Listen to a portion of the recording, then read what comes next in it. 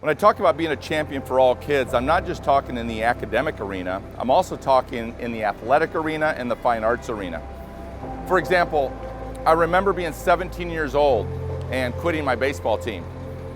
You know, up until then, I had been successful at every stage in my career as a baseball player. And yet here I found myself sitting on the bench every day. And I was so frustrated. I didn't know how to handle that situation. I didn't have the skill sets. I didn't know how to even process it or even articulate it to my coach in terms of what I was feeling. So I made the decision to quit the baseball team.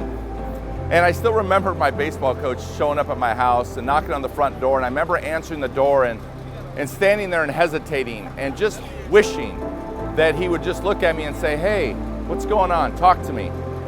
I can't tell you how I wish that he just put his arm around me and say, "Hey, Jimmy, I understand how you're feeling. Look, I don't want you to quit. I know exactly how you're feeling. I felt that way once." I just wanted him to understand. I wanted him to be my champion.